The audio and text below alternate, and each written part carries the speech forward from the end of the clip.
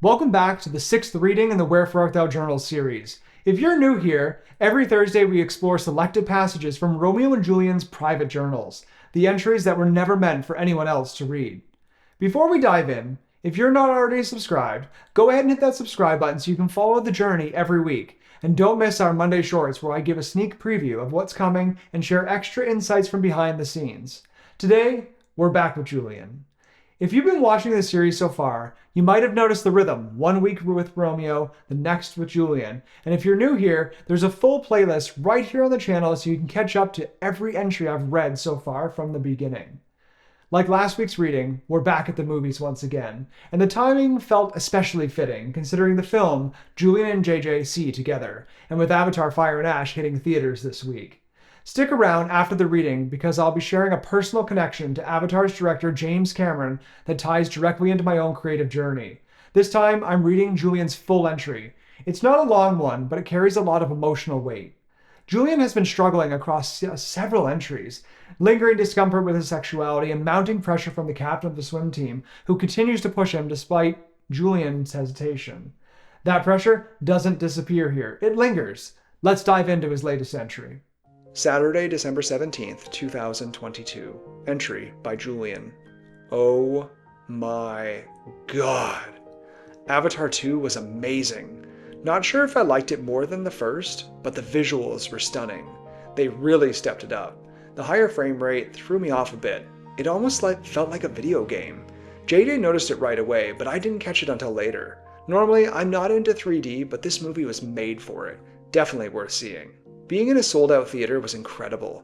There's nothing like the energy of a full crowd. Watching a movie alone or with just one person doesn't compare. I remember my dad telling Tyler and me about watching the 2006 Rocky movie with Grandpa. When the theme played, the audience went wild, cheering. That's the kind of vibe movies should create. Dad even said people were boxing along with the final fight, throwing punches in the air. I've always wanted to experience that. And I kinda did with the last Avengers movie in 2019, but I bet Dad got to see a lot more of that. The acting was even better this time. All the kids were great, especially Spider's actor. He was young but nailed the role, doing double the work. Now I have to wait a few years for the next one. Guess I'll be rewatching both films then. JJ and I talked about the movie the whole ride home. Neither of us had any major complaints, which is a good sign since we're usually pretty vocal.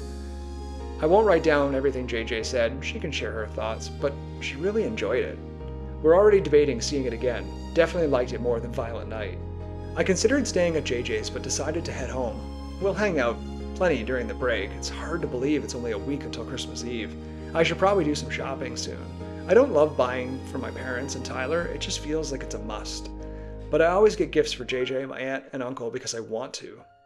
I'll text JJ to see if she wants to go shopping for the last minute rush. Oh god. She's already going with Maya. This is gonna get dangerous again. Guess I'm the tag-along. The only other thing to report is that Aiden tracked me down at school on Thursday. Not sure if the swim team coach put him on recruiting duty, but he asked me again. I think he's gonna go through JJ next. I guess no doesn't mean no. He started off casually but quickly transitioned back to the swim team. I don't want to do it competitively. I do it for mental health and relaxation, and once I explained that, he backed off. I don't like sharing personal stuff though. I know people say you should talk about it, but we all have our own paths. I also don't want to be in the changing room with all the guys. I'm not out yet and it makes me uncomfortable. What if someone notices? What if it turns into a thing? I'm just not ready for that kind of drama. I want to live my life quietly without labels or making a scene. Is that too much to ask? Anyway, I'm heading to bed. I'm tired, and I know tomorrow's shopping trip will be intense. Shopping with Maya is always an adventure, but I'll survive. This is one of my shorter entries, but like I said, not much to share this week. Is that a sad and lonely life? Maybe.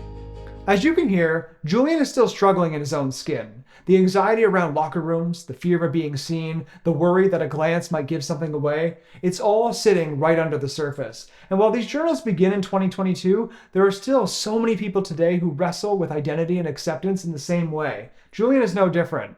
Film and television, though, remain a comfort place for him. His excitement over Avatar: The Way of Water is obvious, though admittedly some of his critiques are my critiques too. Now, about that James Cameron connection. We actually attended the same high school, just several years apart. He was a huge inspiration for me creatively. Titanic, after all, is basically Romeo and Juliet on a ship, And yes, we've both made movies about ships that sank, his with a much larger budget. In 2007, our high school celebrated its 150th anniversary, and I wrote and directed a feature-length documentary called From Drummondville to Stanford. James Cameron was one of the very first people to agree to participate. He'd given me footage a few years earlier and generously allowed me to use it. If you're curious, you can find that documentary right here on my YouTube channel. Next week is Christmas. There will be a video launching on Christmas Day. It'll be Romeo's turn, and as fate would have it, he writes an entry on that very day.